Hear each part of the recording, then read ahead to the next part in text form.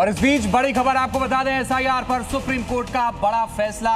चुनाव आयोग को एसआईआर का अधिकार है, ईसी की शक्तियां बरकरार, कहा सुप्रीम कोर्ट ने। इलेक्शन कमीशन की शक्तियां, चूंकि इससे पहले आज इसी पर नजर थी कि क्या सुप्रीम कोर्ट की तरफ से कहा जाता है। एसआईआर की वैधता पर सुप्रीम कोर्ट का यह बड़ा फैसला है। देश में एसआईआर की जो प्रक्रिया है वो चलती रहेगी, ये सुप्रीम कोर्ट ने कहा है। ये बहुत बड़ी खबर इस लिहाज से भी आपको बता रहे हैं क्योंकि लगातार इस पर सवाल भी उठते रहे हैं। अरविंद हमारे साथ फोन लाइन पर मौजूद है। अरविंद, ये बहुत बड़ी खबर है।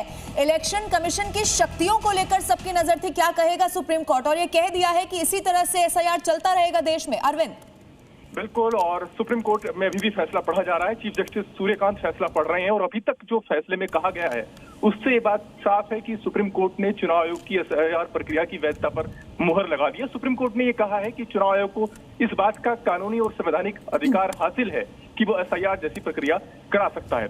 कोर्ट ने ये कहा कि चुनाव आयोग का ये संवैधानिक दायित्व है कि निष्पक्ष और स्वतंत्र चुनाव हो और ये सुनिश्चित करने के लिए जरूरी है कि वोटर लिस्ट को अपडेट किया जाए।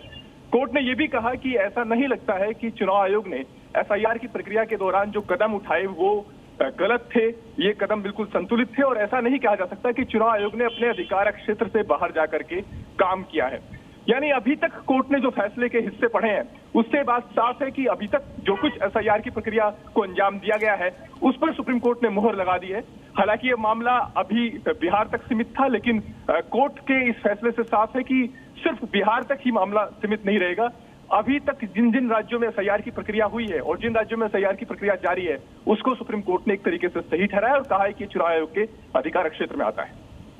अरविंद, एक बड़ी बात यह है कि जो मकसद था एसआईआर का वो था कि कोई भी योग्य वोटर लिस्ट में ना छूटे और कोई भी अयोग्य मतदाता सूची में शामिल ना हो। क्या ये भी एक बड़ा आधार रहा?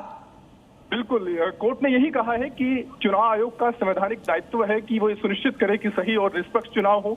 वोटर लिस्ट को अपडेट करने के लिए जरूरी है कि कोई सिर्फ वही लोग वोटर लिस्ट में शामिल हो सके। और ये बड़ा फैसला सुप्रीम कोर्ट का माना जा रहा है। शुक्रिया अरविंद हमारे साथ जुड़ने के लिए, जानकारी के लिए।